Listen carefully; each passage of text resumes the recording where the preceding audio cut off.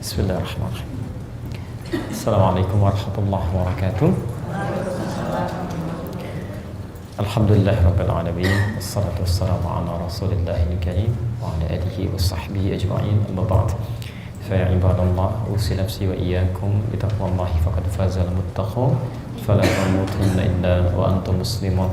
Faqala ta'ala: Ya ayyuhalladzina amanu taqullaha haqqa tuqatih wa la tamutunna illa wa antum muslimun. Saudara-saudariku, alhamdulillah kita masih diberikan kesempatan oleh Allah Subhanahu wa taala beraktivitas sampai dengan siang ini. Kita bermohon pada Allah Subhanahu wa taala semoga seluruh aktivitas kita mendapat bimbingan dari Allah Subhanahu wa taala, sehingga dengan itu insyaallah kita bisa lebih baik dibandingkan dengan hari-hari sebelumnya. Ini penting kami hadirkan. Saya mohon izin, saya baru mendarat ya dari Semarang, sempat berputar juga, terakhir kami di kawasan. Yang penting bagi saya adalah kenapa menyampaikan ini, ternyata di setiap tempat yang kami kunjungi itu Masya Allah perlombaan untuk beramal soleh itu luar biasa itu. Jadi kalau kita tidak terfikir untuk berubah dengan cepat, itu kita ketinggalannya jauh ya, ketinggalannya sangat jauh ya. Karena itu saat Anda baru terfikir mau baca Quran hari ini, ada orang-orang yang sudah menghafalkan ayat yang mungkin Anda sudah baca itu. Saat Anda baru terfikir mengerjakan sholat di masjid, ada orang-orang yang sudah itikaf di masjid. Saat Anda baru berpikir itikaf di masjid, ada orang-orang yang bahkan sudah mulai berdiskusi tentang kebaikan di masjid. Dan itu juga berlombanya Masya Allah bukan hanya dengan orang-orang sepantaran kita, namun saya saksikan sekarang perlombaan itu menggema luar biasa sampai dengan anak-anak yang bahkan mereka belum sampai masa taklif gitu. Belum ada kewajiban untuk ibadah. Anda bisa gambarkan ya, ada anak usia 4-5 tahun, Masya Allah sebelum azan maghrib ya 5:30 dia sudah mulai berlomba ke masjid dengan teman-temannya, dan dia share dengan kawannya gitu kan. Kemudian Masya Allah masuk ke masjid, nunggu azan, mereka duduk dengan baik kan, sholat, duduk, azan, kemudian siap sholat sunnah, mereka sholat, selepas sholat mereka masih mengaji itikaf sampai isya Pak ya. Ba'da isya mereka sholat ya, setelah isya kemudian mereka evaluasi pelajaran mereka lantas pulang. Jadi kalau Anda misalnya untuk teman-teman yang ikhwan yang laki-laki baru terfikir ke masjid saat dipanggil oleh Allah lewat adzan di suara muadzin itu, kita kalah sama anak usia 4-5 tahun karena mereka datang ke masjid sebelum adzan berkumandang. Kalau Anda baru terfikir sholat maghrib saja, belum sempat terfikir untuk etikaf kebaikan, kita masih kalah karena mereka mengaji setelah itu. Kalau ibu misalnya masjidnya berjamaah maghrib ya, tapi isya'nya misalnya tidak berjamaah, kalah juga sama anak usia 4-5 tahun.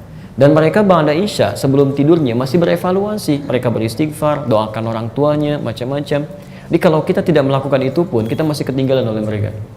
Jadi bertakwalah kepada Allah, pulanglah ke rumah, kemudian lihat keluarganya, ngobrol dengan keluarga, dengan suami, perbaiki keadaan keluarga kita, karena perlombaannya semakin kencang dia. Dan semua yang ada di dunia ini sementara sifatnya. Kalau bukan kita duluan yang meninggalkan dunia, dunia akan tinggalkan kita pada suatu saat nanti ya. Baik teman-teman sekalian, karena itu kita coba lanjutkan ya tentang materi kita untuk hari ini.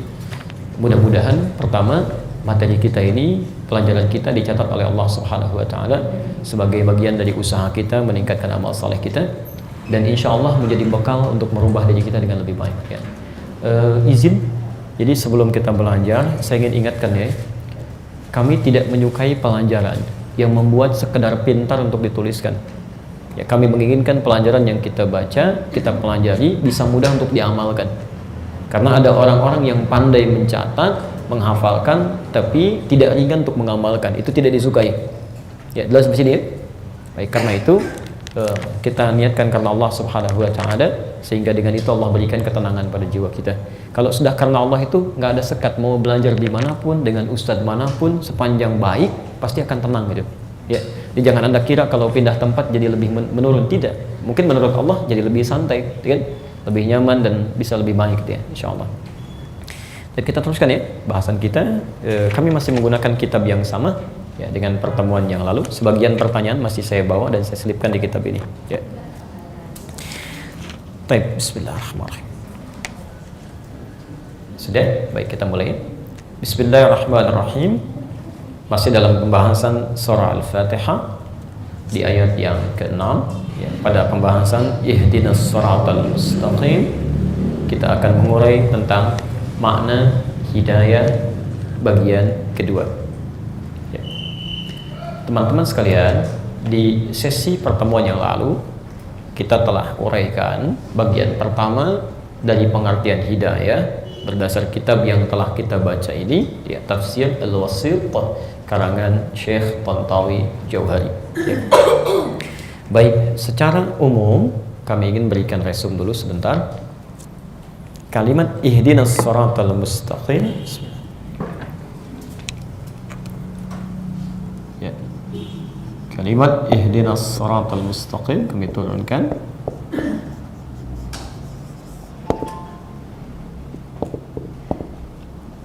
Terdiri dari 3 bagian penting, ya. 1 ihdina, kedua sirat, ketiga al-mustaqim. Kita pecah jadi 3 bagiannya. Mohon izin untuk bersabar dalam kajian kita, ya, sehingga tidak hanya menghasilkan kesimpulan-kesimpulan, tapi saya menginginkan kita memahami dengan runtut jalan berpikir Al-Quran. Ya, ingat ya, yang penting bukan menghafal tapi paham, ya, bagaimana cara mengaplikasikannya. Ya, kita coba urai pelan-pelan. Ya. Di pertemuan lalu kita telah bahas kalimat ihdina ini, ya, berasal dari kata hidayah, bentuk jamaknya hudan. Jelas ya? Kemudian ditambah dengan kata na, kan? Pendekan dari kata nahnu. Ya, sini. Hidayah bentuk jamaknya hudan, permintaannya disebut dengan ihdi. Jelas ya? Ihdina ini saya turunkan asalnya dari kata hidayah, bentuk jamaknya disebut hudan, permohonan mendapatkan hidayah atau hudan, kalimatnya berubah jadi ihdi. Jelas? Kalau sampai sini saja berarti kita khususkan untuk kita pribadi. Tapi kalau kita menginginkan kebaikan-kebaikan ini melekat tidak hanya bagi kita secara personal, tapi bagi orang-orang sekitaran kita, kerabat kita, keluarga, teman, tetangga, dan sebagainya, maka bentuknya mesti disandarkan dengan bentuk jamak. Ya. Jamak dari kata saya apa? Kami, kan? Kami, kita, ya. Dalam bahasa Arab disebut dengan nahnu. Kalau misalnya kita ingin singkat kalimat nahnu ini yang bisa disandingkan dengan kata kerja, ini kan kata kerja kan, permohonan. Ihdi, mohon berikan hidayah kepada kami. Kalau disebutkan ihdi nahnu kan gak enak ya. Ihdi nahnu kan tidak nyaman gitu kan. Maka dalam bahasa Arab bisa disingkat dari nahnu menjadi na gini. Ya, jelas di sini? Baik, jadi maka menyatulah 2 kalimat ini menjadi seperti ini, ihdina. Ya, berikan hidayah kepada kami. Jelas di sini? Baik. Kalau Anda yang belum paham nanti beri catatan ya. Nanti saya coba uraikan, jangan tinggalkan ruangan ini sampai kita paham. Baik. Sekarang ini bagian pertama yang sudah kita bahas dulu, saya resum sebentar. Yang kedua, apa yang dimaksud dengan hidayah gitu kan? Sehingga tidak sekedar kita minta tapi tidak mengerti yang kita mintakan. Nah, di pertemuan lalu kita sudah bahas di antara makna hidayah itu bisa berarti satu dengan solusi dari persoalan yang kita jalani dalam kehidupan. Ya. Bahkan saya telah turunkan ayat-ayatnya juga kalau Bapak Ibu masih ingat dia. Baik, hati-hati teman-teman sekalian, pelan-pelan. Jadi hidayah bisa berarti solusi kehidupan dari semua masalah yang kita hadapi. Misal, maaf, ada kesulitan, bagaimana mendapatkan mudahnya. Sakit, bagaimana bisa sembuhnya. Rizki terhambat, bagaimana bisa lancarnya. Jadi semua masalah yang kita hidupi, yang kita hadapi, baik di rumah ataupun di luar rumah, ketika minta solusinya, maka Quran menyebutnya dengan apa? Hidayah, jamaknya apa? Hudan. Baik. Kita telah ambil contoh ini, diantaranya misal, isi Quran sendiri, Al-Quran, ya, disebut oleh Allah itu solusi hidup, ditemukan di Quran surah kedua ayat 185, posisi paling kiri di pertengahan ya. Mohon izin kalau agak cepat menyampaikan karena pertemuan lalu saya sudah urai sebagian besarnya. Perhatikan ya, Allah menyampaikan syahrul ramadhan alladzi unzila fihi al-Quran, di bulan Ramadan diturunkan Al-Quran. Apa fungsi Quran itu? Hudan. Jelas ya? Hudan linnas, solusi bagi seluruh aspek kehidupan manusia. Baik, masih ingat hudan itu jamak atau bentuk tunggal? Jamak kan ya? Tadi masih ingat uraiannya? Hudan jamak dari hidayah, kan? Maka semua isi Quran, jamak kan banyak ya? Nah, semua isi Quran dari Al-Fatihah sampai dengan An-Nas, sebetulnya itu semua solusi dari persoalan hidup kita. Anda bisa keluarkan Quran, terapkan dalam kehidupan, maka hidup akan semakin mudah. Ya, jelas di sini ya. Makanya di zaman Nabi ketika Quran turun, sahabat diarahkan untuk langsung belajar, hafalkan, bawa. Jadi yang dimaksud hafal itu bukan hafal ingat, tapi hafal untuk dihadirkan saat dibutuhkan. Awas, hati-hati ya. Menghafal Quran yang benar itu disebut dengan zikir. Zikir itu bukan sekedar hafal. Ya, kalau cuma hafal itu namanya hafidh. Ya, hafal. Dari hafidh yahfadh, hafidh. Kalau cuma hafidh, jangankan kita, non-muslim bisa menghafal Quran. Ada non-muslim menghafal Quran? Ada. Tapi kita saat menghafal Quran, itu disebutkan oleh Quran sifat hafalannya dengan zikir. Zikir. Quran surah ke-54, ayat 17, ayat 22, ayat 32, dan ayat ke-40. Ya, Quran surah ke-54, ayat 17, ayat 22, ayat 32, ayat 40. Lihat kalimatnya. Walaqad yassarnal Qur'ana lidzikri, bukan lilhifzi. Ya. Sungguh kami telah mudahkan Al-Quran itu untuk dihafalkan. Kalimat hafalannya menggunakan kata zikir. Ingat itu ya. Zikir itu segala aktivitas yang bisa mengingatkan kita dengan Allah. Ya. Jadi kalau Anda misalnya mau minum, ingat Allah, itu zikir. Mau duduk, ingat Allah, itu zikir. Mau bicara, ingat Allah, itu zikir. Ya. Beda antara orang yang beraktivitasnya ingat dengan Allah, yang belum ingat dengan Allah, itu lain. Ya. Orang kalau bicaranya ingat dengan Allah, dia tidak akan mencari kosakata yang tidak Allah ridhai. Ya. Sekarang kita temukan, dipertontonkan dengan gratis ya. Bahkan ada level-level orang-orang pintar yang bicaranya jauh dari ketentuan Allah. Ya, semua agama sama, mengarah pada Tuhan yang sama dengan cara yang beda-beda. Itu Allah nggak suka. Ya. Dusta Allah nggak suka. Wailul lil mukadzibin, celaka bagi para pendusta. Mencela Allah nggak suka. Ya ayyuhalladzina amanu la yaskhar qaumin qaum. Hai orang-orang beriman, jangan saling mencela. Gibah Allah nggak suka. La yaghtab ba'dukum ba'dha. Jangan saling mencela satu dengan yang lainnya, menggibahkan. Ya. Nah, jadi mustahil ada orang hafal Quran, hafal ayatnya, kemudian tidak dia gunakan sebagai zikir. Itu bukan hafal yang diinginkan. Jadi penghafal Quran yang baik itu begini, dia mau jalan, dia melihat sesuatu, dia langsung hadirkan ayatnya. Jadi ayat membimbing dia ingat Allah. Dia mau melihat, oh saya pria, Quran surah ke-24 ayat 30, langsung di benaknya, langsung ke matanya tembusin. Ya. Wa qul lil mu'minina yaghuddu min absarihim, katakan pada pria-pria yang punya iman, hanya yang baik yang boleh dilihat. Begitu ada yang tidak baik, dia palingkan. Ya. Begitu dia mau bicara, dia ingat Allah, maka lisannya itu akan langsung mengeluarkan kosakata Quran. Ya, maksudnya tidak akan mencari yang buruk gitu. Itu penghafal yang benar. Jadi kalau cuma hafal Quran, tapi isi Qurannya tidak membuat kita mendapatkan manfaat dari situ, itu ada yang salah cara menghafalnya. Ya. Makanya Quran sendiri mengatakan, maaf ya Bapak Ibu sekalian, pertama penghafal Quran terbagi 3. Ada di Quran surah 35 ayat 32, posisi paling kiri sebelah atas. Ya.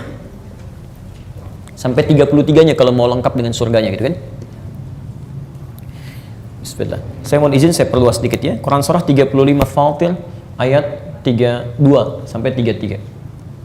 Ada? Saya langsung ke intinya saja. Ya. Di antara penghafal Quran itu, wa minhum zalimun li nafsi. Ada orang yang zalim pada dirinya. Ya. Zalim itu menempatkan sesuatu bukan pada tempatnya. Apa fungsi gelas? Menampung air untuk diminum kan? Baik, apa fungsi gayung? Ambil air untuk mandi kan? Ada orang gunakan gayung untuk minum, gelas untuk mandi. Itu zalim namanya. Baik ya? Nah, jadi ada penghafal Quran zalim karena menempatkan ayat Quran tidak sesuai tempatnya. Ya, misal ada orang mengambil ayat Quran untuk menguatkan argumentasinya, tapi padahal yang tidak Allah sukai. Semua agama itu sama, cuman caranya beda-beda. Ini loh ada di Quran ayatnya sekian. Dari mana Anda taunya? Tiba-tiba ngambil ayat Quran ke tempat yang tidak benar. Atau masalah yang ringan-ringan, dia bicara hafal ayatnya tapi ayatnya tidak membimbing dia bicara dengan baik. Jelas di sini? Itu wa minhum zalimun li nafsi. Ya, ada orang hafal ayatnya tapi tidak bisa menempatkan ayat Quran sesuai dengan fungsinya. Oke. Yang kedua wa minhum muqtasid. Ya. Ada orang yang cukup untuk dirinya, belum bisa berbagi. Jadi ayat ini baru dia hafalkan, pelan-pelan dia lihat, dia praktekkan untuk pribadinya. Ya, jadi begitu lihat baca Quran, biasanya penghafal Quran pertama yang mulai menghafal itu kalau benar ada dampak ketenangan dalam jiwanya. Jadi kalau Bapak Ibu mulai menghafal Quran pertama kali, ya setelah ada hadir Qurannya, itu dampak pertamanya tenang hatinya. Jadi zikir itu membuat tenang. Quran surah 13 ayat ke-28. Alam bi dzikrillahi tatmainnul qulub. Makanya saat Anda baca Quran pasti ada ketenangan, Pak. Ibu ya, Anda sedang punya masalah misal, gampang sebetulnya. Ambil wudu, buka mushaf, baca Quran. Seketika ada kedamaian dalam jiwa. Apalagi yang Qurannya sudah ada dalam jiwanya. Jelas ya? Baik, dan akan berubah sifat dan sikapnya jadi lebih tenang. Ya, maaf, dari sikapnya juga tenang, ada kelembutan dalam perilakunya gitu ya. Jelas di sini? Baik, tapi baru pribadi belum bisa ngajak orang. Kalau sudah bisa mengajak orang lain pada kebaikan, maka yang ketiga, sabiqum bil khairat. Dia sudah bisa ngajak, dia sampaikan pada orang lain. Nah, yang ingin saya maksudkan, ada bahkan orang-orang yang sudah mengetahui petunjuknya dari Al-Quran, tapi tidak bisa menempatkan itu dalam kehidupannya. Jadi yang diinginkan saat seseorang menghafal Quran itu, dia mengeluarkan isi Qurannya menjadi solusi. Ya. Makanya dulu sahabat Nabi, itu oleh Nabi tidak diajarkan langsung hafal Quran keseluruhan. Ya, 1 ayat, 2 ayat, sesuai kebutuhan, keluarkan, dijelaskan. Begitu sudah dipraktekkan, pindah kepada ayat yang lainnya. Ya. Jadi ibu bisa, atau bapak, teman-teman bisa keluarkan secara tematik. Antum nih pengusaha gitu kan, kenapa belajar yang langsung tidak ada kaitannya dengan aktivitas Anda? Kenapa Anda tidak keluarkan ayat-ayat berusaha dalam Quran? Turunkan 1, 2, 3, 4 misalnya tunggangnya itu. Ibu-ibu misalnya, ya teman-teman akhwat, kenapa tidak keluarkan ayat-ayat tentang jadi istri yang salehah, jadi ibu yang baik gitu kan? Bisa macam-macam Anda turunkan ini, tilawah selama sebulan. Atau kompak sering saya katakan dengan suaminya.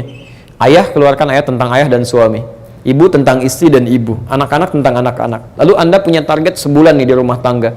Kita tilawahi ayat ini, kita praktekkan di kehidupan rumah tangga. Demi Allah saya katakan, tidak ada keindahan kecuali nikmat setiap hari. Nyaman gitu. Ya, nggak percaya silahkan Anda keluarkan. Ya. Nah karena itu di akhir ayat 185 ini sebelum masuk ke konteks syukur, Allah sampaikan yuridullahu bikumul yusra wala yuridu bikumul usra. Apa pentingnya Al-Quran ini dipelajari sebagai solusi hidup? Karena kami, kata Allah, menginginkan hidup Anda mudah, dan Allah tidak menginginkan kita larut dalam kesulitan. Jadi kalau ada orang hidupnya susah, maaf, yang salah bukan Allah, yang salah manusianya karena tidak mau mengambil petunjuknya. Ini poinnya. Jadi ini kesimpulan kita yang kemarin kan? Yang kedua, hidayah juga berarti petunjuk yang memudahkan, petunjuk kemudahan.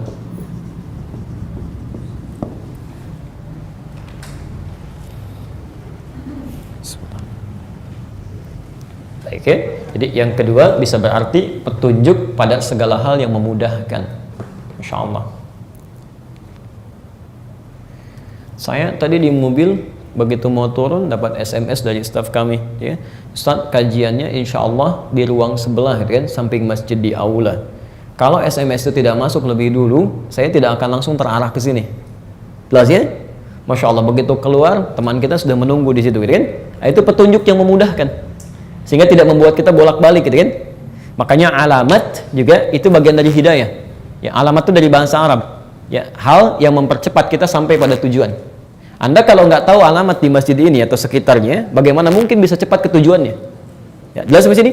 Ya. Nanti kita akan tunjukkan, nanti kita akan bahas lebih dalam, ada 5 jenis petunjuk dari Allah yang dituangkan dalam Al-Quran, 5 bentuk hidayah. Nanti kita akan lihat satu-satu. Ya. Nah sekarang kita akan lanjutkan kajian kitabnya. Kita kan kemarin berhenti sampai sini ya? Baik. Jadi, dan saya sudah pernah sampaikan turunan ayat Qur'annya untuk kita hadirkan dalam kehidupan kita. Sekarang kita teruskan makna yang ketiga dari hidayah. Bismillah. Oh ya, sebentar. Sebelum saya teruskan, kita hadirkan dulu dalilnya ya, supaya kita mudah. Yang kedua, misalnya di Quran surah ke-2 Al-Baqarah ayat ke-5. Ya. Quran surah kedua, masih Al-Baqarah kan? Ayat yang ke-5, posisi paling kiri sebelah bawah. Masih ingat? Ulaika ala hudan min rabbihim. Hudan tadi jamaah dari kata apa? Hidayah kan? Coba lihat, mereka itu orang-orang yang mendapat lindungan, petunjuk dari Allah. Ya. Mereka itu ada orang-orang yang selalu dilekatkan petunjuk dari Allah. Jadi Masya Allah, mau ke kantor ada petunjuk Allah, masuk masjid ada petunjuk Allah, keluar masjid ada petunjuk Allah. Beda orang yang beraktivitas lekat dengan petunjuk dengan yang belum ada petunjuk. Ya. Anda masuk masjid tidak mungkin kaki kiri yang melangkah, pasti kanan. Anda keluar masjid pasti kiri itu. Ya. Mau Anda pegang minuman, kalau dengan petunjuk Allah nggak mungkin dipegang sama yang kiri, pasti kanan. Ya, tidak mungkin berdiri, pasti duduk itu. Ya, mustahil ya. Nah, ala, jadi dalam bahasa Arab itu ada ala, ada fauqa, beda. Lihat sini. Ini mic ya. Mic ini di atas apa? Meja ya. Nempel tidak? Tidak. Kalau seperti ini fauqa namanya. Fauqa. Tapi kalau begini, di mana mic-nya posisinya? Di atas meja ya. Nempel tidak? Ini ala namanya. Ada ala, ada fauqa, beda dalam bahasa Arab. Kalau ala sesuatu yang di atas, ya cuma ada jarak di situ. Kalau kalau fauqa ada jarak. Kalau ala langsung menempel, tidak ada jarak. Jadi ada orang-orang yang diberikan hidayah, petunjuk oleh Allah dalam hidupnya dan tidak ada jarak. Kemanapun dia beraktivitas, nempel terus petunjuk Allah. Ya, Masya Allah. Jadi segala hidupnya, dia ke rumah ada petunjuk Allah. Dia tahu bagaimana cara mengecilkan masalah besar, tidak membesarkan masalah kecil. Ke kantor ada petunjuk Allah. Ya, dia tahu bagaimana bersikap pada kebijakan-kebijakan yang tidak Allah sukai. Ada semua. Dan orang-orang ini karena sudah mendapatkan petunjuk dari Allah, hidupnya mudah atau tidak? Ya, bahagia atau tidak? Makanya di ujung ayatnya, wa ulaika humul muflihun. Orang-orang yang mendapatkan kemudahan dari Allah, maka hidupnya akan cenderung bahagia. Nanti kita akan lihat bagaimana cara mendapatkan semua itu. Kita baru ambil sebagian dari maknanya. Kita belum ke teknisnya ya. Ingat, belum ke teknisnya. Kita baru ke bagian maknanya. Ya. Jadi kalau antum, ya Masya Allah, demi Allah saya katakan, tidak cukup usia manusia untuk menggali keindahan bahasa Quran. Tidak cukup gitu ya. Kita aja hampir setahun kan, masih berhenti di ayat kelima itu. Jadi Masya Allah ya. Dan itu pun sebetulnya belum dalam gitu. Kalau mau lebih dalam lagi, mungkin setiap harokatnya kita bahas. Ya. Baik teman-teman, ya kita teruskan. Bismillah. Makna ketiga. Qala Abu Hayyan fil bahri ma mulakhasa. Ya. Qala Abu Hayyan menyampaikan, Imam Abu Hayyan ya, Al-Andalusi punya kitab namanya Al-Bahrul Muhit. Ya. Di kitab tafsir beliau. Ya, secara singkat kata Syekh Tantawi, waqad ta'ti bi ma'na at-tabyin. Hidayah juga bisa dimaknai dengan at-tabyin, ya, keterangan, penjelasan. Ini kan solusi ya, yang pertama. Yang kedua, petunjuk kemudahan. Ketiga, ya, bisa berarti at-tabyin, ya, bisa keterangan, penjelasan atau keterangan. At-tabyin, ya.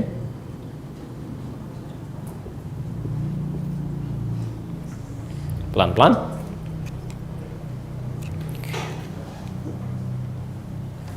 Jadi hidayah yang ketiga bisa juga berarti penjelasan atau keterangan pada sesuatu yang memudahkan untuk diamalkan.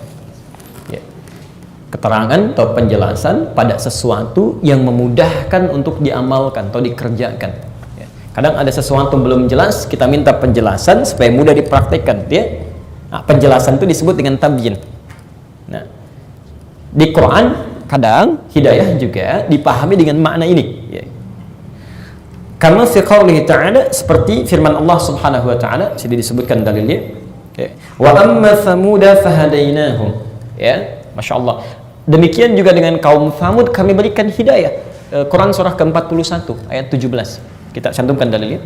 Quran surah 41 ayat ke-17. Di sini enggak disebutkan ayatnya. Sudah? Fussilat ayat ke-17. Wa amma Thamud fahadainahum fastahabbul 'ama. Maka kaum Thamud pun yang menyimpang dari ketentuan Allah itu, ya, kami berikan hidayah. Ya. Bentuk hidayah di sini maksudnya pengajaran dari Nabi. Diturunkan Nabi, diturunkan Rasul untuk memberikan arahan yang belum jelas dalam kehidupan mereka. Ini hukumnya begini, ini hukumnya seperti ini, gitu kan? Jadi kalau misalnya Bapak Ibu mendapatkan pencerahan-pencerahan yang menjelaskan tuntunan agama kita atau dalam kehidupan, itu pun bagian dari hidayah. Secara ringkas begini, taklim sekarang pun ini bagian dari hidayah Allah. Jadi ada orang-orang yang mendapatkan hidayah dari Allah dengan mengikuti penjelasan-penjelasan yang disampaikan sampai runtut kepada para nabi dan rasul sebelumnya. Jadi Nabi misalnya SAW kan mengajarkan kepada sahabatnya, ya?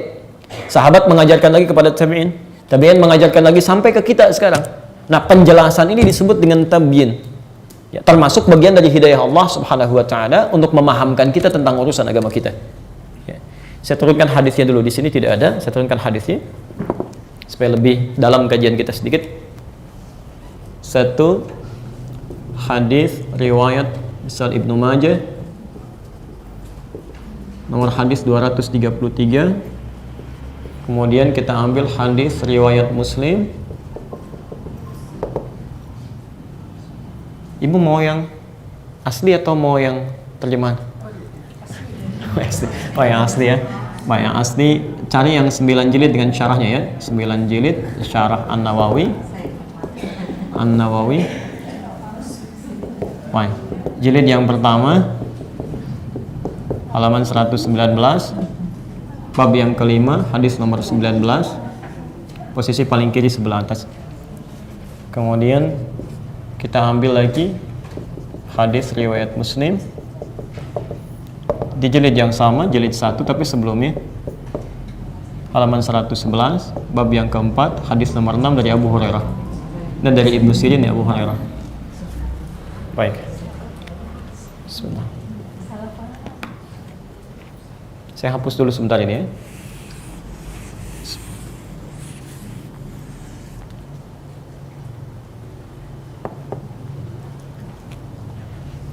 Kita turunkan ayatnya. Quran surah ke-9 ayat 122, posisi paling kiri sebelah bawah di pojok. Quran surah ke-58 ayat 11, posisi paling kanan sebelah bawah pojok. Sudah? Jadi saya turunkan dulu dalilnya, maksud saya supaya mudah untuk dipahami ya. Baik. Bismillah. Sudah? Baik. Oh, baik ya. Baik, silahkan. Saya baca ulang ya. Baik, saya baca ulang. Satu, hadis riwayat Ibnu Majah nomor hadis 233. Kemudian hadis riwayat Muslim ya, nomor hadis 19 di bab kelima halaman 119 ya.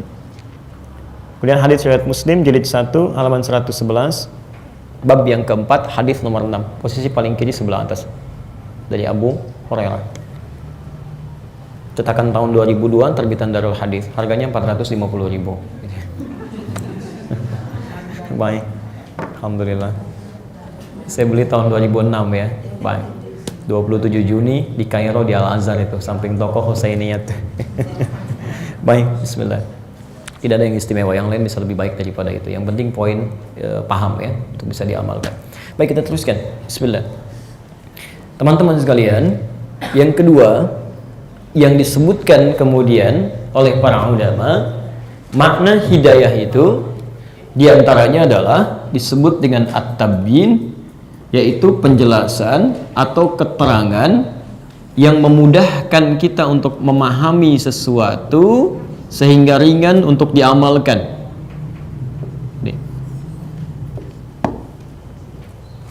Di antara bentuknya, kata para ulama, yang lebih tinggi, awas hati-hati.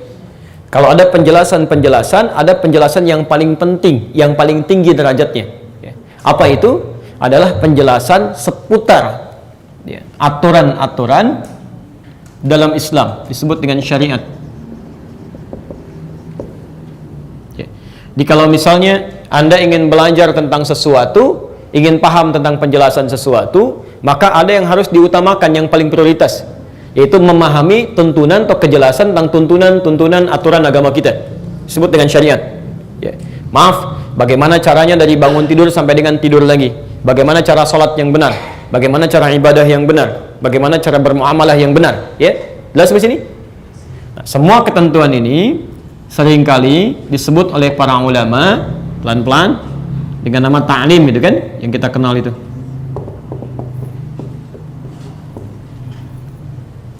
Oh, hati-hati. Tapi tidak semua sifat taklim itu bisa jadi baik. Karena taklim yang diinginkan oleh Al-Quran itu kemudian disifati dengan kata hidayah. Wa amma thamuda fahadainahum. Bahkan kaum Tsamud pun yang telah sesat itu kami kirimkan orang untuk mengajar. Nah, ketika menggunakan kalimat hidayah, maka taklim yang disampaikan bukan sembarang taklim, tapi isinya mesti mendekatkan seseorang lebih dekat dengan Allah Subhanahu wa taala. Menjadikan seseorang lebih paham tentang tuntunan agamanya. Menjadikan seseorang lebih kuat tentang tuntunan imannya.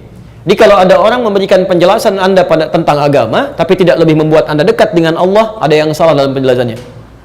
Kalau ada orang memberikan keterangan pada Anda, tidak membuat diri kita meningkat keimanannya, ada yang keliru di situ. Ya. Makanya kemudian diturunkan oleh Nabi SAW keterangan-keterangan yang penting kita garis bawahi. Ya. Bagaimana sifat hidayah ini yang terkait dengan penjelasan? Misal, kita turunkan pertama, ya, ambil hadis riwayat Muslim dulu yang ini, yang kedua dulu. Ya. Saya sebutkan babnya aja biar cepat ya. Babul isnad minad din. Ya. Babul isnad minad din. Mohon izin, boleh saya hapus yang ini? Bismillah. Boleh Pak ya? Wah, alhamdulillah. Saya pastikan dulu, nggak apa-apa, tenang aja. Seperti biasa, saya datang sendiri, tulis sendiri, terangkan sendiri, hapus sendiri. Antum tenang aja. Bismillah. Bab al-isnad minad din.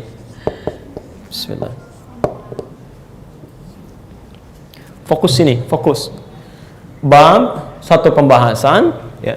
Al-isnad, ingat ada isnad, ada sanad. Dalam ilmu hadis ya. Bapak Ibu sekalian pernah dengar hadis ini? Innamal a'malu binniyat. Pernah dengar? Baik, riwayat siapa hadisnya? Siapa? Baik, Umar bin Khattab. Baik, Masya Allah. Ibu pernah ketemu Umar? Tidak, antum tahu dari mana itu dari Umar? Umar kan nggak pernah nyampaikan kepada Anda. Baik, kita dengar dari orang-orang yang pernah bertemu dengan Umar kan? Umar kemudian mendengar dari Nabi kan? Nah, runtutan orang-orang yang dari masa kita terus sampai ketemu Umar bin Khattab radhiyallahu taala anhu sampai kepada Rasulullah sallallahu alaihi wasallam itu disebut dengan sanad. Jelas? Baik, jadi dalam hadis itu selalu sebelum isinya pasti ada orangnya tuh. An Abi Hurairah, dari Abu Hurairah kan? Abu Hurairah menerangkan pada generasi setelahnya sampai diterima oleh kita sekarang melalui kitab-kitab hadis. Itu disebut dengan sanad ini. Jelas di sini? Kalau kemudian itu dibahas dalam bentuk keilmuan, ya ilmu pengetahuan maknanya begini, dan dari sisi pengetahuan untuk dijelaskan, maka istilahnya berubah dari sanad menjadi isnad. Jelas di sini? Baik. Maksudnya begini, kalau Anda menerima riwayat ya dari Nabi ada hadis begini misalnya kan? Baik. Kita kan tidak bertemu Nabi langsung kan? Tapi lewat orang-orang tertentu sampai kepada Nabi. Nah, itu keterangannya. Ya, hadisnya disebut dengan apa tadi runtutannya? Baik, runtutan orangnya sampai kepada Nabi disebut dengan sanad. Pelan-pelan. Kalau kemudian Anda pelajari isi sanad ini sampai diterangkan begini kualitasnya terus sampai kita paham, ya, itu disebut dengan isnad namanya. Runtutan keterangan yang menerima dari keterangan sebelumnya. Al-Bukhari punya guru menerima dari guru sebelumnya, diterangkan begini maknanya. Jelas? Gurunya belajar dari sebelumnya diterangkan maknanya begini, bukan cuma orangnya tapi menerangkan tentang isi-isinya. Itu disebut isnad sampai ke Nabi SAW. Sekarang perhatikan, diberikan bab di hadis Sahih Muslim dari referensi yang kita tuliskan tadi, bahwa lihat sini, belajar agama dengan urutan sampai sumbernya tersumber kepada Nabi itu minad din, sama pentingnya dengan isi agama itu sendiri. Sama pentingnya dengan praktek ibadah di agama itu sendiri. Contoh, pelan-pelan. Di agama kita ada tuntunan sholat? Ada. Misal, perintah sholat. Ya. Agama kita apa? Tahu dari mana?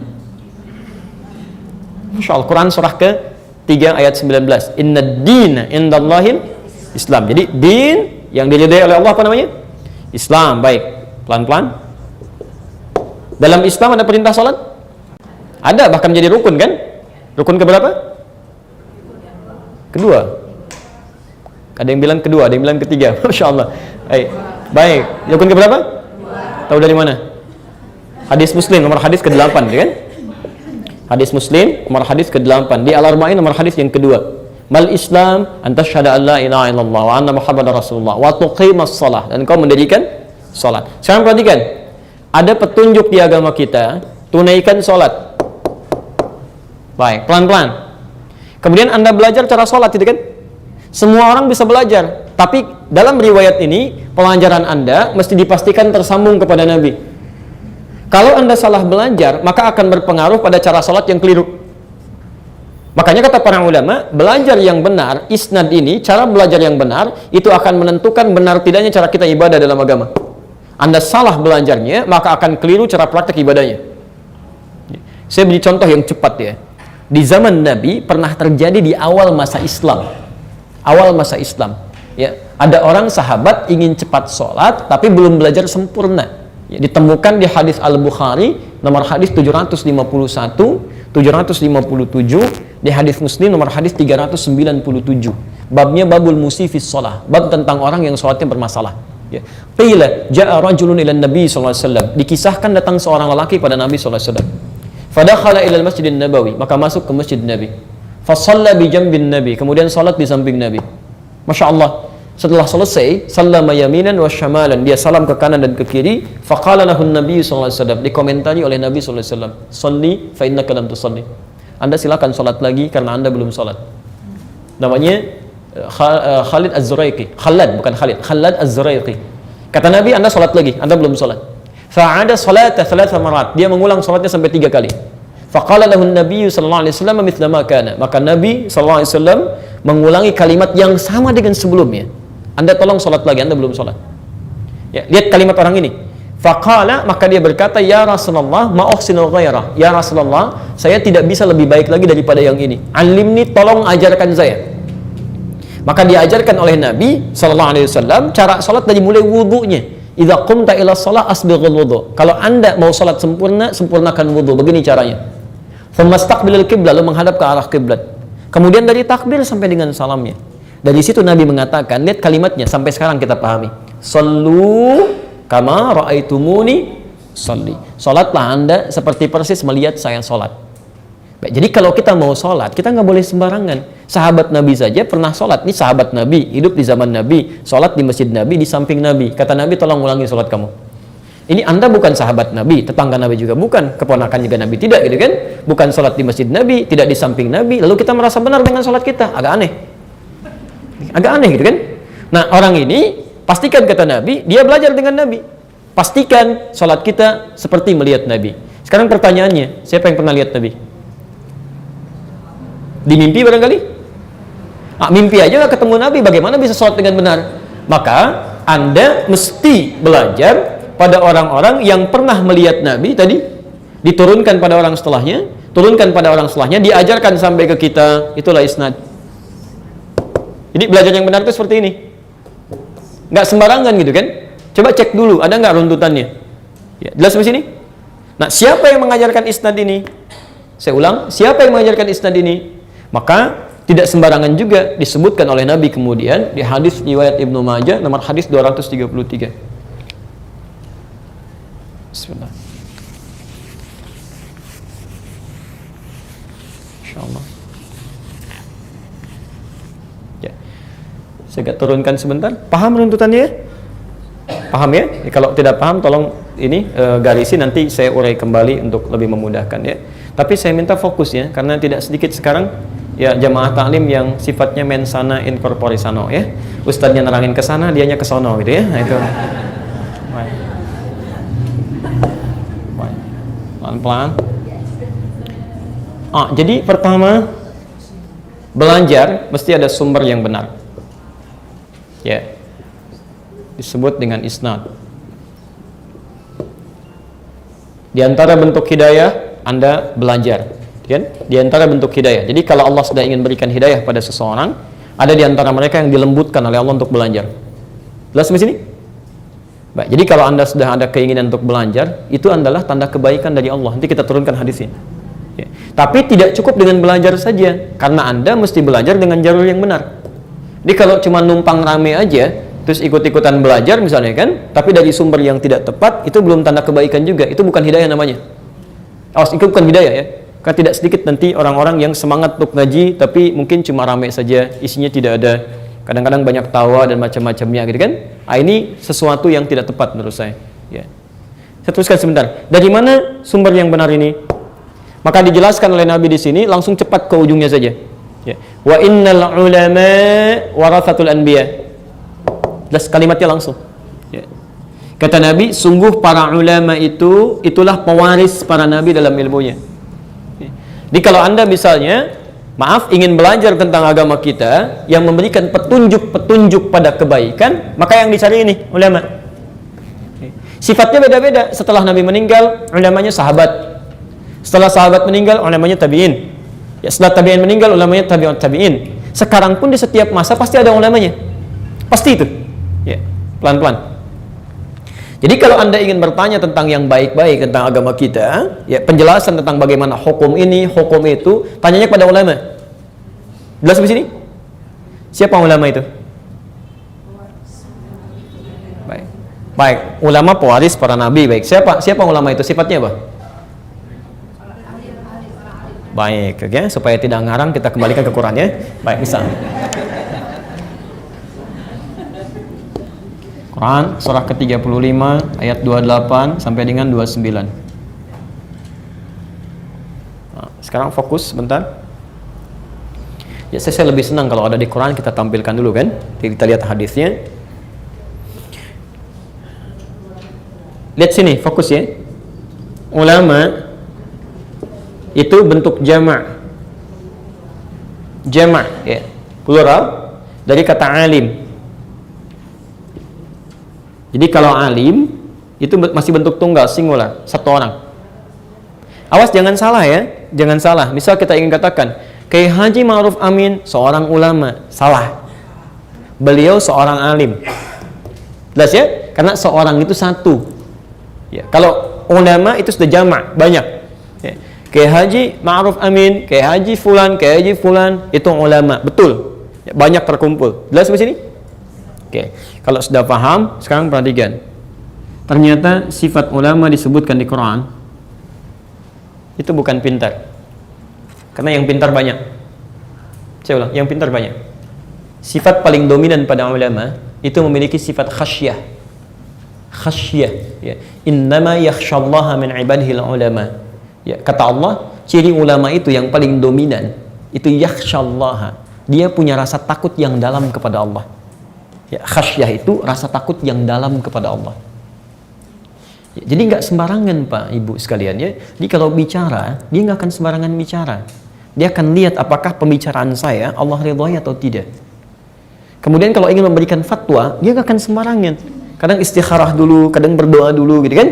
Dari sini dia ingin pastikan bukan karena fatwanya yang jadi masalah, Allah ridho nggak dengan fatwanya. Dia nggak sembarangan bicara ini begini, bicara ini begitu, nggak bisa begitu gitu ya. Pagi ada orang-orang misalnya berkata, oh ini nggak bisa nih, kumpulan ulama ini nggak benar gitu kan, Masya Allah, ya mudah sekali mengatakan. Ya sementara si fulan ini Quran juga nggak hafal, ayatnya aja nggak paham gitu kan. Sekarang banyak orang bicara tentang Al-Maidah 51, belum tentu yang banyak komentar itu pernah lihat ayatnya, belum tentu itu.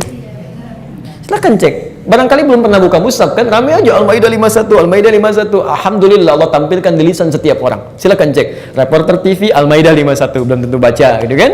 Masya Allah, non-muslim Al-Maidah 51. Alhamdulillah setiap lisan bicara. Tinggal mau diambil nggak petunjuk itu. Tukang kaos Al-Maidah 51 gitu kan. Macam-macam, semua ada semua gitu ya. Ya itu kan syiar kebaikan yang Allah tanamkan dalam setiap tanda. Jadi kalau Anda, maaf ya, diturunkan oleh Allah satu ayat untuk mendekat kepada energi Quran supaya Anda kembali pada tuntunan Quran. Disampaikan bukan cuma di lisan orang Islam, non-muslim bicara, reporter bicara, kemudian di kaos bicara, kelihatan oleh mata, terdengar oleh telinga, ditangkap oleh lisan. Anda belum ingat Allah juga, Anda butuh berapa ayat lagi dan seperti apa lagi mesti tanamkan pada Anda. Jadi sekarang kita dekatkan pada Quran, masa kita nggak lebih dekat kan?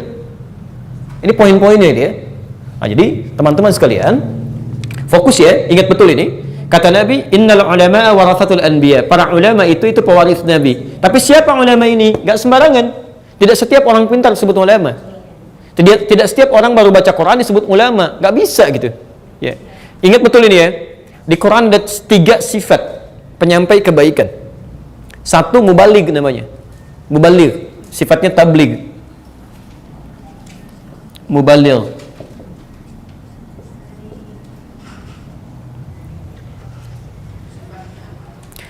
Sifatnya disebut tabligh, ya, tabligh, ya.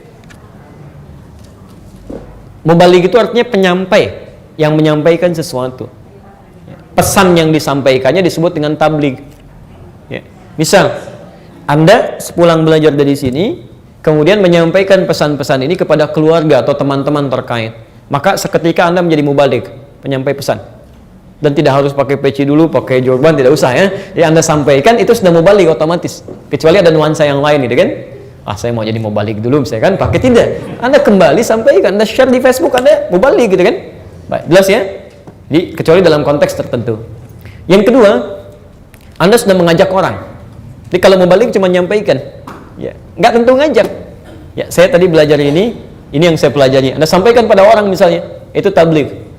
Baik. Tapi kalau Anda sudah mengajak, yuk ke masjid, kan? Ayo kita begini, ayo kita begitu, ajakan pada kebaikan, maka berubah menjadi da'i namanya. Da'i. Sifatnya disebut dakwah. Da'i. Sifatnya disebut dengan dakwah. Masya Allah.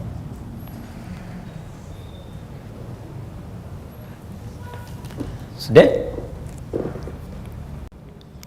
Da'i sifatnya disebut dengan dakwah. Nah, mubaligh beda dengan da'i. Ya. Kalau mubaligh tidak disyaratkan dia memiliki ilmu khusus untuk menguasai materi yang disampaikan. Yang penting dia share pada orang, itu sudah tabligh. Jelas ya? Dan dia mendapatkan pahala kebaikan dari situ. Ya. Hadis Muslim misalnya, nomor hadis 1893. Man dalla ala khairin falahu ajruhu mithla ajri fa'ilihi min ghairi an yanqusa min ajri syai'. Siapa yang menunjukkan pada satu kebaikan kemudian diamalkan oleh orang lain, maka penunjuk ini mendapatkan pahala serupa dengan yang mengamalkan tanpa dikurangi sedikit pun. Masya Allah ya. Anda punya misalnya gambaran sekarang belajar tentang keutamaan sholat 5 waktu. Anda share misalnya di Facebook gitu kan.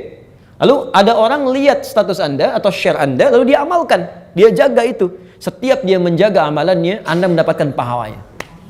Tidak cukup dengan amin. Praktekkan dulu gitu ya. Kalau cuma amin-amin saja nggak akan dapat ya. Jadi Anda tuliskan dulu. Ini aneh ya. Kalau Anda bisa berbuat yang baik-baik, kenapa menulis yang tidak bermanfaat itu? Ya Anda bisa tuliskan yang baik-baik. Waktu sholat sekarang kan, Anda cuma nyampaikan aja. Sekitaran Kelapa Gading gitu kan, subuh jam sekian, zuhur jam sekian, sampai isya jam sekian. Teman Anda begitu melihat, oh ya saya belum sholat ya, dia sholat. Itu begitu dia sholat, Anda mendapatkan pahalanya tanpa dikurangi sedikit pun. Ya. Jadi kalau Anda bisa menulis yang baik, ngapain nulis yang gak bermanfaat? Mendung, mendung, kirim aja kan? Ngapain kita kerjaan? Kita manfaatnya gitu kan? Nah. Ya.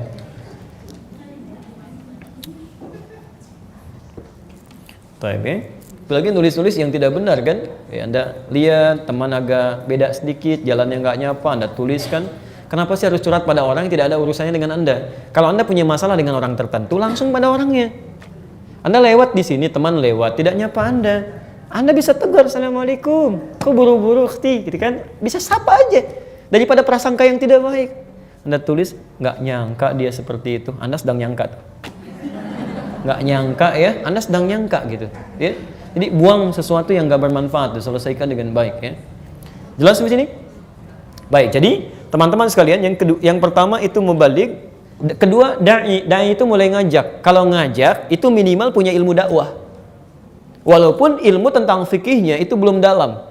Jadi kalau Anda ingin ngajak orang, ya pertama Anda memahami esensi yang Anda ajak. Misal Anda ajak orang ke masjid gitu kan?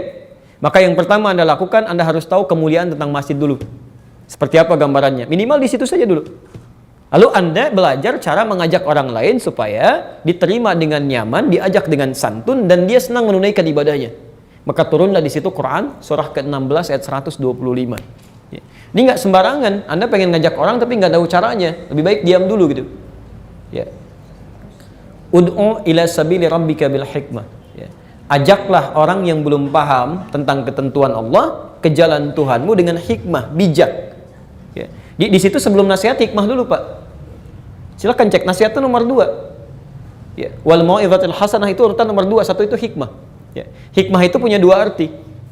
Satu, kesesuaian antara perilaku dengan perkataan. Ya, kesesuaian antara perilaku dengan perkataan. Jadi kalau Anda ingin ngajak orang, Anda praktekkan dulu. Ya, praktekkan dulu. Jadi sesuai antara perkataan kita dengan perbuatan kita.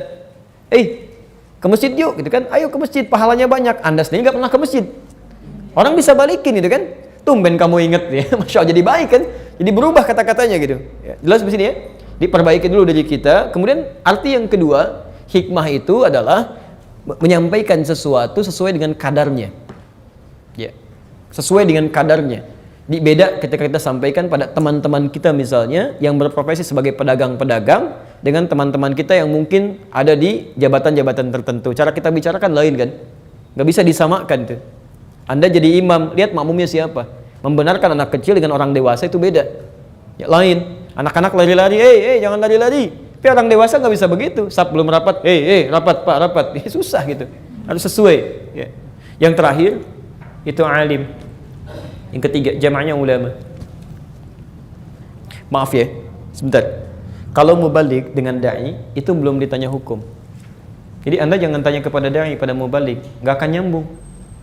Nggak akan nyambung karena ilmunya hanya dialokasikan untuk mengajak orang, bukan memberikan fatwa. Betul, bukan memberikan fatwa. Jadi kalau tanya hukum jangan kepada dai, jangan kepada mubalik. Bertanya hukum itu pada yang ketiga tuh, alim. Pada alim, jamaahnya ulama. Ini yang harus ditanya hukum. Ya. Alim, ya, ulama. Pelan-pelan. Jelas ya? Baik. Siapa ulama ini? Tadi kita terangkan. Awas, hati-hati ya. Kita terangkan tadi. Pertama kan syaratnya alim di sini kan punya pengetahuan, ilmu. Ya. Yang kedua, tidak semua orang punya ilmu bisa disebut alim. Tidak. Ciri khas para ulama itu selain ilmunya dalam, kan? Dia pun mohon maaf punya sifat khasyah, ketakutan yang dalam kepada Allah. Jadi nggak sekedar ada ilmu, tidak, tapi dia bisa menempatkan ilmu sesuai ridhonya Allah. Jadi kalau Allah nggak ridha dengan ilmu, ya dia nggak akan keluarkan. Ya, jelas ya? Jadi ibu jangan sembarangan Pak ya, teman-teman jangan sembarangan minta pada orang yang mohon maaf kredibilitasnya aja meragukan gitu. Ya, maaf memang pintar dia, Quran pintar dengan ayat-ayatnya, nomornya, hadis dengan macam-macamnya, tapi perilaku kesehariannya tidak membuat kita yakin dia dekat dengan Allah gitu. Ya, kata-katanya sering kontroversial, tindakannya kadang-kadang membingungkan dan sebagainya. Itu jangan jadikan rujukan. Itu berbahaya. Ya. Nah, karena itu Nabi pernah mengingatkan kepada kita akan hadis yang pernah saya sampaikan. Ada di hadis Muslim, ya, nomor hadis yang ke-6, bab yang ke-4, halaman 111 itu kan, posisi paling kiri sebelah atas, jadi yang pertama dari Abu Hurairah. Saya pernah sampaikan ini, sayakunu fi akhiriz zamani, akan muncul di akhir zaman nanti, gitu kan? Dajjaluna kadzabun, orang-orang pintar yang sering berdusta. Ya, yuhadditsunakum bima lam tasma'uhu wa la yasma'unahu aba'ukum. Dia akan bicara pada Anda tentang konsep agama yang membuat Anda kaget. Jangankan Anda, kata Nabi, orang dulu pun bisa ikutan kaget. Ya, seperti pernah kita terangkan. Ya, tiba-tiba ada orang bicara semua agama itu sama, gitu kan? Tiba-tiba ada orang bicara Al-Maidah itu bukan seperti itu. Ya, tapi kesini maknanya. Tiba-tiba ada orang bicara misalnya, ya, orang yang bicaranya seperti ini tentang Al-Maidah itu otaknya agak terhambat misal gitu kan, dan sebagainya. Itu sesuatu yang tidak tepat ya. Sesuatu yang tidak tepat. Nah, ini jangan jadikan itu sebagai rujukan. Ya. Bahasa Nabi tegas sekali. Iyyakum wa iyyahum. Hati-hati Anda dengan mereka dan mereka itu bahaya. Mereka itu bahaya. Ya. Jadi bukan orangnya, tapi pemikirannya. Ya, sikapnya, sifatnya itu bahaya. Ya. Jelas di sini? Karena itu, Bapak dan Ibu sekalian, ya teman-teman, hati-hati dalam mengambil rujukan, itu kita harus bersandar pada keterangan para ulama. Ya. Dan ulama telah kami sampaikan tadi sifat-sifatnya, dan di antara ulama itu ada juga yang sifatnya da'i. Jadi ada ulama yang bisa berdakwah. Ya. Ada ulama juga yang bisa menyampaikan. Ya. Tapi tidak sedikit ulama-ulama ini juga yang mungkin punya keterbatasan dalam menyampaikan sehingga umatnya yang datang ke situ. Ya. Saya kata para ulama, maaf, itu dibagi 4 bagian. Ada ulama seperti air hujan, datang kemana aja gitu kan. Di Masya Allah, jangankan bunga yang bagus, rumputan pun dia datangi juga, sampaikan dakwanya, nggak pilih-pilih. Ya. Kemudian Masya Allah ada yang kedua, ulama mata air. Ya, mata air itu sudah nggak bisa pergi, tapi orang datang ke situ ngambil manfaat. Ya, jelas ya. Baik. Yang ketiga ada ulama, maaf ya, air pump itu. Jadi kalau nggak dibayar nggak keluar airnya, gitu ya. Itu seperti itu tuh. ulama tarifan gitu ya. Itu nanti bisa dilihat di Quran surah Al-Mudaththir, Quran surah 74 dari ayat 1 sampai ayat 7. Wala tamnun tastaghfir. Kamu jangan ngajar orang untuk minta lebih banyak. Jadi kalau nggak dikasih tarif dia nggak mau datang tuh. Ya. Dan ada yang keempat, ulama yang air mata gitu kan. Itu hanya membuat kita menangis dengan perilakunya. Belum ngajar aja kita udah nggak enak gitu kan. Itu udah kotor gitu ya. Jadi sikapnya kotor, udah macam-macam dan udah ditampakkan. Ya. Dan yang seperti itu kita doakan, bukan kita cela. Kita doakan supaya dia berubah jadi lebih baik, minimal di akhir hayatnya gitu kan. Baik. Jelas sampai sini? Nah, maka kalau Anda sudah bisa mendapatkan yang seperti ini, inilah hidayah. Demi Allah saya katakan, Anda beruntung kalau tinggal di lingkungan atau misalnya tempat-tempat majlis-majlis yang bisa menghadirkan orang-orang seperti ini. Ya. Lebih mendekatkan diri Anda dengan Allah, lebih menguatkan iman kita dan sebagainya. Kalau ada yang seperti ini, saya teruskan sebentar karena hidayahnya belum kita ambil. Cara ngambilnya bagaimana? Ada di Quran surah 9 ayat 122. Kan baru ketemu sifatnya ya. Hidayahnya ada, orangnya ada, tapi Anda salah dalam mengambilnya. Anda nggak akan dapat manfaat juga. Baik, saya agak cepat sedikit. Cara mengambilnya disebut dengan fiqih. Wa ma kana al-mu'minuna liyanfiru kaffah. Tidak semestinya semua orang sibuk berjuang semua.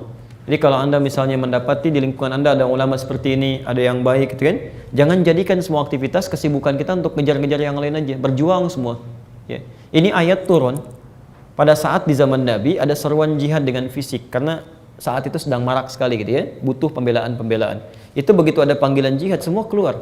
Orang dewasa, anak kecil gitu kan, untuk support macam-macam. Ada yang laki-laki, ada yang perempuan. Jadi, hampir semua kegiatan itu ditinggalkan, pokoknya jihad. Turun ayat ini. Ya. Lihat keterangannya. Kata Allah jangan semua pergi ke sana. Mesti dibagi. Falaula nafara min kulli firqatin minhum ta'ifah liyatafaqahu fid din. Mesti ada sebagian dari satu keluarga komunitas itu, walaupun nggak semuanya, sebagian yang belajar tentang agamanya. Jadi kalau konteks jihadnya sudah nggak ada dalam konteks peperangan fisik, maka jihad diterjemahkan dalam aktivitas harian kita. Anda yang para ikhwan laki-laki bekerja itu jihadnya di situ. Ibu yang merawat rumah tangga, anak-anak macam-macam jihadnya di situ. Dari mulai mengandung, melahirkan, merawat. Jika Anda wafat dalam perihal mengandung dan sebagainya, itu masya Allah fisabilillah. Fisabilillah gitu kan?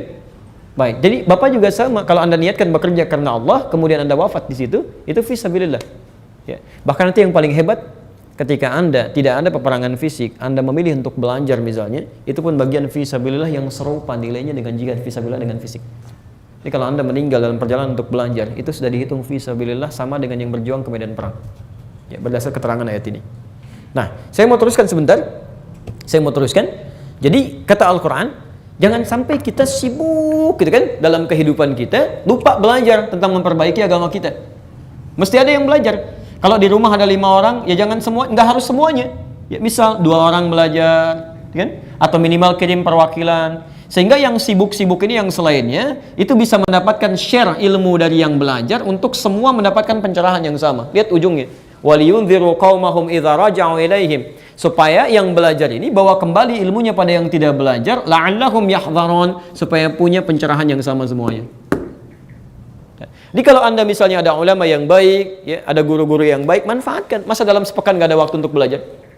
Ya. Nabi saja, Muhammad SAW, itu Masya Allah, dalam sepekannya masih belajar dengan malaikat Jibril. Selevel Nabi masih belajar juga gitu. Dan beliau siapa? Beliau Rasul, Nabi, orang paling takwa, surganya jelas, kesalahannya dijaga, surga tingkat tinggi. Masya Allah. Ya, saya, kita, Anda gitu kan, bukan Nabi, bukan Rasul, surga belum jelas, amalan berantakan, hisab menegangkan, nggak mau belajar, kan agak aneh.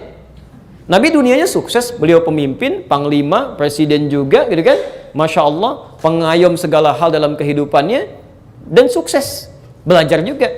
Anda bukan presiden, bukan panglima, dia bukan pemimpin, Masya Allah gitu kan, nggak mau belajar, agak aneh. Nabi keluarganya juga sukses, beliau istrinya 9 hidup dengan beliau, 2 meninggal duluan, 2 berpisah dengan beliau, masih belajar. Anda istri 1, ada yang jomblo kan, belum mau belajar juga kan, aneh gitu kan. Saya tidak membahas yang tinggi-tinggi ya, tidak. Maksudnya, ayo berapapun yang ada dalam keluarga kita, ya, itu jaga anak-anak, ya, itu semua amanah dari Allah. Ya, amanah dari Allah. Tapi jangan lupakan harus lebih baik untuk belajar. Ya. Jelas ya? Jangan disimpulkan berbeda ya. Pulang dari sini yang diingat kalimat yang aneh-aneh gitu ya. Pak, saya tidak mengajarkan, kita baru Al-Fatihah, kita belum bahas yang lain-lain ya. Baik, teman-teman sekalian, jadi saya tutup dulu sebentar, nanti kita buka diskusi. Jadi yang pertama sifatnya fikih, fikih itu paham. Saya ulang, fikih itu paham. Lihat tafaqahu fid din, supaya belajar memahami agamanya. Jadi yang diinginkan oleh Allah, Anda belajar dari ulama ini, itu paham, baru jadi hidayah.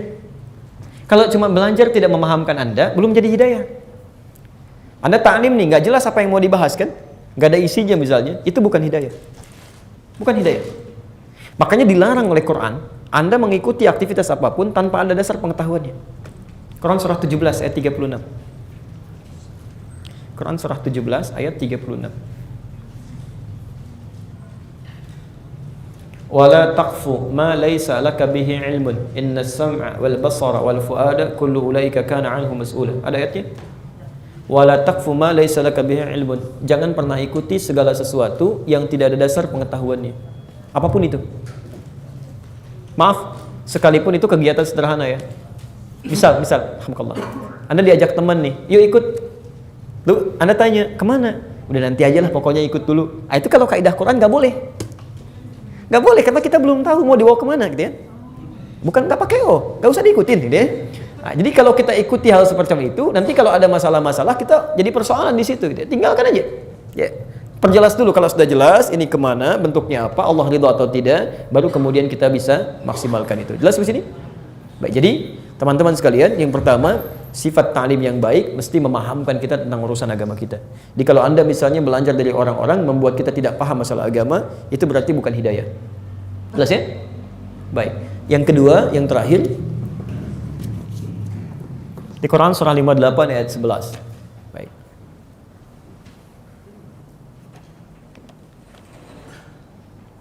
Pelan-pelan.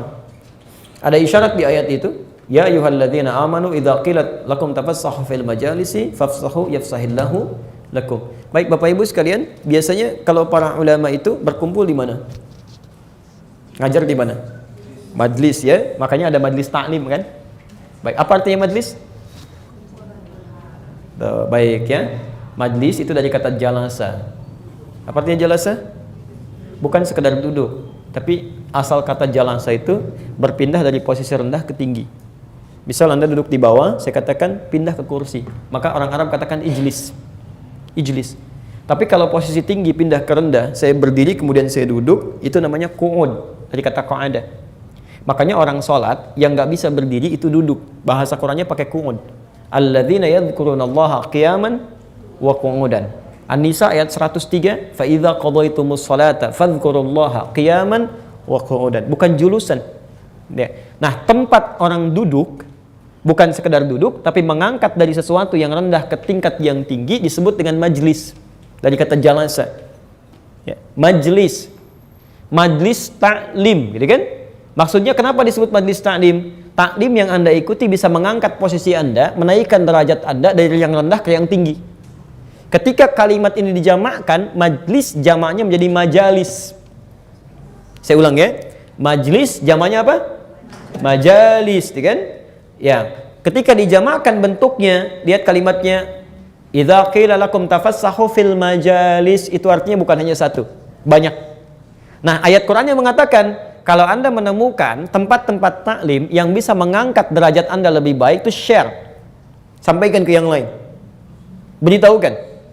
Yang paling menarik, apa yang diangkat pertama kali? Kalimat majalis disandingkan dengan iman. Ya ayyuhalladzina amanu, hei orang-orang yang telah merasa punya iman. Idza qila lakum tafassahu fil majalis, jika dikatakan pada Anda luaskan majlis. Kalimat majlis dijamakkan disandingkan dengan iman. Kata para ulama, ini ingin memberikan kesan bahwa majlis yang baik itu minimal majlis yang memahamkan kita tentang agama kita sehingga mengangkat iman kita dari sebelumnya.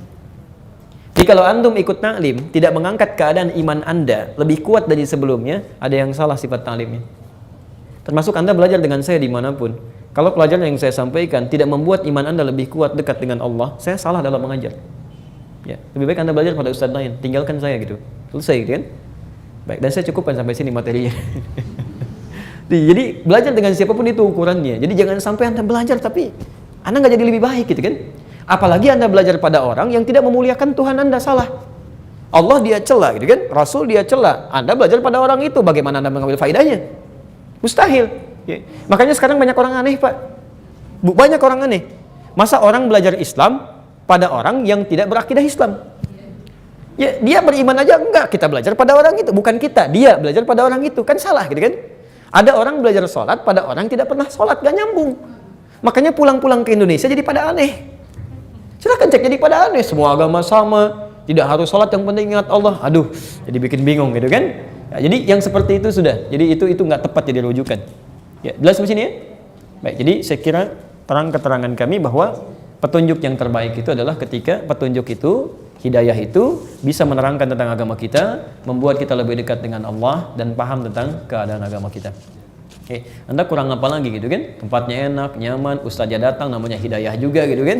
Anda belum bisa mendapatkan kebaikan, saya yang pamit ya. Bismillah. Ustaz, bolehkah tidak membaca qamat ketika mau salat? Baik. Baik, yang pertama, iqamah itu sebetulnya bukan qamat ya, tapi iqamah gitu. Qamat itu singkatan orang kita. Ya, iqamah, aqama yuqimu iqamatan. Ya, iqamah. Ya cuma orang kita suka nyingkat-nyingkat, biasanya awalnya dihilangin, ujungnya disebutin gitu kan. Baik, kami kalau di Arab olahraga misalnya kan, ya Ali bawa bola, minta Muhammad ngoper, dia akan sebutkan sempurna. Muhammad ta'al waz'ahna. Muhammad datang, oper sini oper. Orang kita enggak, mad oper gitu kan. Di. Nah itu dibawa ke istilah agama, iqamat jadi qamat ya, dia hilang time. Ada adzan, ada iqamah. Kalau adzan, seruan yang terdengar ke telinga sebagai penanda waktu sholat tiba. Ya, seruan yang terdengar ke telinga sebagai penanda waktu sholat tiba. Asal kata adzan itu dari kata udhun, artinya telinga. Oke, jadi sampai ke telinga kita. Dan Masya Allah, saya sering sampaikan lafaz adzan itu diantara kekuasaan Allah, itu bisa didengar oleh siapapun ya, dalam konteks yang terdengar selama 24 jam tidak berhenti. Silahkan cek, masjid ini selesai adzan, masjid sana adzan 24 jam nggak berhenti ya. Dan itu penanda waktu sholat tiba ya, penanda waktu sholat tiba. Nah, sedangkan penanda waktu sholat didirikan dalam konteks Anda berjamaah itu iqamat. Jadi iqamat itu isyaratnya sholat siap mau dilakukan. Dalam konteks Anda ada di situ. Nah, sekarang pelan-pelan. Sekarang perhatikan ya. Iqamat itu dalam konteks sholat akan didirikan isyarat untuk mulai mengkhusyukkan keadaan hati kita. Jadi ketika iqamat mulai disampaikan bukan penanda waktu sholat tiba, bukan. Tapi Anda mesti mulai khusyuk. Yaitu adalah tafsir dari Quran surah kedua Al-Baqarah ayat ke-45 sampai ke-46, posisi paling kanan di pertengahan ke bawah sedikit. Ya. Jadi kalau iqamat sudah disampaikan, bukan sekarang mau mulai sholat, bukan. Anda harus mulai siap-siap untuk khusyuk. Bagaimana cara khusyuknya? Itu tidak mudah. Ayat ke-46-nya, alladzina yadhunnuna annahum mulaqu rabbihim. Yaitu orang-orang yang merasakan akan berhadapan dengan Allah. Jadi begitu iqamat disampaikan, Allahu Akbar, Anda harus mulai punya rasa sekarang akan berhadapan dengan Allah. Siap gitu kan? Ya, Abu Bakar itu As-Siddiq, sahabat Rasulullah SAW, itu Masya Allah, begitu iqamat dikumandangkan beliau akan takbir, itu sampai seringkali menangis gitu ya, makanya beliau ketika diminta jadi imam oleh Nabi, beliau katakan, ya Rasul jangan saya pribadi yang sering menangis gitu ya. Jadi bayangkan, ini manusia mulia, sahabat Nabi, amalnya banyak, begitu mengangkat tangannya mengucapkan kalimat Allahu Akbar, masih takut membawa kesalahan dan dosa dalam hidupnya karena berhadapan dengan Allah ya. Anda berhadapan dengan seorang pemimpin, sekarang diundang misalnya kan 2:30, Insya Allah jam 4 itu ada undangan dari Menteri Agama ke Masjid Jami yang dekat di sini, mana? Ada di dekat mall itu. Musyawarahnya ada undangan jam 4 itu, Bapak Ibu sekalian, undangan dari Menteri Agama, kita berkumpul sekaligus nanti ada pembagian mushaf yang ingin kita disampaikan oleh beliau kepada kita. Kalau Anda mau bergabung gitu kan. Baik. Kira-kira ganti pakaian atau seperti ini penampilan? Enggak, ini cuma cerita, bukan asli ada itu, bukan. Ini cuma cerita kisah saja. Anda misalnya ada undangan kondisi. Baik, saya tegaskan sekali lagi, undangannya tidak ada, bukan formal. Ini cuma cerita kalau ada seperti ini. Masya Allah. Baik. Jadi kan luar biasa ya, Anda siap-siap dulu kan. Apalagi yang dipanggil Anda kan, penampilan akan baik kan macam-macam. Apalagi yang panggil Allah. Masa dipanggil manusia aja begitu? Undangan manusia Anda macam-macam gitu kan. Undangan Allah kenapa penampilan kita biasa-biasa? Makanya orang-orang yang betul-betul khusyuk saat iqamat itu dikumandangkan, dia akan berpenampilan terbaik. Quran surah 7 ayat 31, gitu kan? Ya bani Adam khudhu zinatakum inda kulli masjid. Hai anak cucu Adam, setiap ada panggilan siap dari masjid, kenakan pakaian terbaikmu. Anda ketemu orang, mandi dulu, bersih-bersih, minimal cuci muka. Ketemu Allah, pasti wudunya sempurna. Quran surah 5 ayat yang ke-6, posisi paling kiri sebelah atas. Ya ayyuhalladzina amanu idza qumtum ila shalah faghsilu wujuhakum, dan seterusnya ayat. Ya kan? Nah, setelah itu apa? Yang paling penting, kenapa Anda mesti siapkan pakaian terbaik ketika bertemu Allah dalam sholat? Kenapa Anda mesti berwudu sempurna? Karena, teruskan ayatnya, wa annahum ilaihi raji'un. Wa annahum ilaihi raji'un. Anda kalau semakin sore nih, agak mendung gelap, kalau dengar kalimat raji'un, raji'un, apa yang terbayang? Raji'un, apa yang terbayang? Taib, inna lillahi wa inna ilaihi raji'un, bisa kan? Baik, biasanya diucapkan dalam keadaan apa? Baik, teman-teman sekalian, sekali lagi, apa artinya adzan? Kita kan sholat dipanggil oleh Allah lewat adzan kan? Baik, apa artinya adzan tadi? Baik, panggilan. Baik, yang panggil siapa? Allah. Baik, saya beri gambaran gini. Pak Dedi dipanggil Allah. Apa artinya?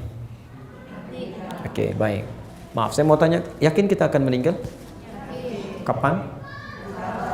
Baik, mungkin hari ini? Baik, baik. Nggak punya pilihan ya? Karena itu 5 kali dalam sehari kita diingatkan, kamu itu kenapa sih terlampau sibuk? Kamu akan pulang, kamu meninggal gitu. Kamu sibuk apa sih sampai kurang bekalnya untuk pulang? Ya seakan-akan diingatkan, kamu bisa kapan aja pulang gitu kan. Tidak ada yang paling indah meninggal kecuali ketika sedang menghadap Allah Subhanahu wa Ta'ala. Anda sedang sujud gitu ya. Demi Allah saya katakan, di 10 Al-Muharram yang lalu ada seorang ibu sedang puasa. Masya Allah, jemaah ta'lim, dia bukan ustazah gitu ya, salah satu komplek. Dan kami datang untuk mendoakan juga. Itu Masya Allah Pak, ada asar menjelang maghrib menyiapkan bukaan. Orangnya puasa, sedang menyiapkan bukaan. Di dapurnya qadarullah merasakan sesuatu, ya, kullu nafsin dha'iqatul maut, kan? Tiba-tiba beliau duduk, kemudian sujud di dapur.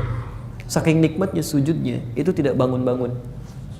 Ditemukan oleh anaknya, dibawa ke rumah sakit, sudah tidak bernyawa lagi gitu. Ini nggak ada nikmat terbaik saat pulang kecuali sedang menghadap Allah dalam keadaan terbaik gitu. Apa Anda tidak menambahkan ketika meninggal dalam keadaan sujud, apalagi sedang dalam keadaan berwudu menghadap kepada Allah dengan pakaian paling halal yang paling baik? Kita diingatkan, kamu sibuk apa sih? Kamu mau pulang. Ya, jadi siap-siap gitu kan. Makanya kata para ulama, dimanapun Anda berada, jaga diri yang baik. Jangan dekati yang haram, karena boleh jadi diwafatkan dalam keadaan maksiat, itu tidak mudah gitu. Makanya minta perlindungan pada Allah supaya diwafatkan dalam keadaan terbaik. Wala tamutunna illa wa antum muslimun. Dia enak gitu kan. Bukankah saya pernah kisahkan di sini, ada perempuan di Qatar itu yang saat wafat dalam keadaan sholat. Masih ingat gak kisahnya? Ya, ada seorang perempuan taatnya luar biasa. Di hari pernikahannya Pak, dia sudah didandani dengan pakaian luar biasa. Ya, kemudian dia di make up. Begitu mau diperkenalkan, adzan Isya berkumandang. Ibunya datang. Nah, ayo kita keluar. Kata anak, ya ma, hanal waqt, tiba panggilan Allah. Nida lis shalah. Kata ibunya, itu bisa diakhirkan, tamu sudah menunggu. Kata anak, ya ma, izinkan saya sholat dulu katanya.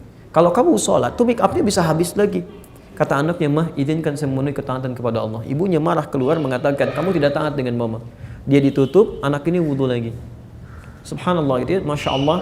Kemudian dia wudu, ya make upnya kemudian luntur. Sebagian dia sholat. Demi Allah saya katakan, nikmat sekali sholatnya, khusyuk, baik, ruku, begitu sujud, tenang saja. Saking tenangnya nggak bangun-bangun, Pak. Manusia menginginkan dia menjadi pengantin dunia, Allah menginginkan dia jadi pengantin bidadari akhirat. Manusia menginginkan dia berdandan dengan make up dunia, kata Allah lunturkan semua itu, karena kamu akan pulang menjadi bidadari akhirat. Jadikan make up akhirat sebagai make upmu, ganti dengan wudu. Kita nggak tahu kapan kita pulang, tapi perempuan ini sujud dalam keadaan terbaiknya, sholat dan pulang kepada Allah. Ibu mau meninggal dalam keadaan sujud? Nanti asar ya, sebentar lagi insya Allah. Kapan aja, mau asar, mau maghrib, mau kapan aja, bisa terjadi gitu kan. Kita nggak bisa menolak. Kita nggak bisa menolak dengan itu. Jelas ya? Di teman-teman sekalian, jadi kami sampaikan, iqamah itu isyarat untuk mengkhusyukkan jiwa.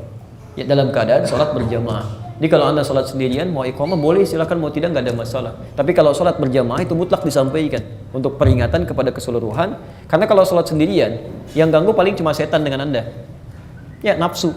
Tapi kalau sholat berjamaah bisa terganggu dengan yang lain. Ya, mungkin Anda sudah khusyuk, yang lain handphone belum dimatikan. Ya, macam-macam dan sebagainya. Karena itu kemudian diingatkan melalui iqamat, kemudian ditegaskan oleh imam, khusyukkan, rapatkan, luruskan dan seterusnya. Jelas ya? Baik. Saya jawab satu ya di antara yang tiga ini supaya memberi kesempatan pada yang lain. Mohon izin, barangkali saya bacakan dulu sebentar. Saya ada sesuatu yang harus diistirahatkan gitu ya. Baik, nanti coba kita lanjutkan kemudian. Sebentar.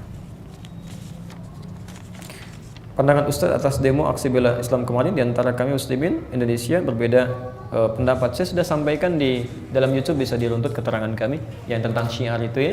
Silahkan dicek dan masing-masing beramal sesuai dengan kebaikannya dan jangan saling mencela satu dengan yang lainnya. Ya.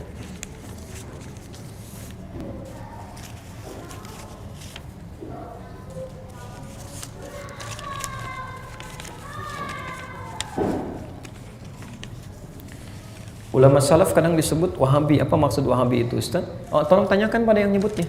Saya tidak tahu maksudnya gitu kan. Nanti kalau sudah dimaksudkan baru kita bahas kan. Wahabi itu kan banyak dari kata Wahab dengan I. Kan? Wahab, hati-hati sifat Allah juga Wahab.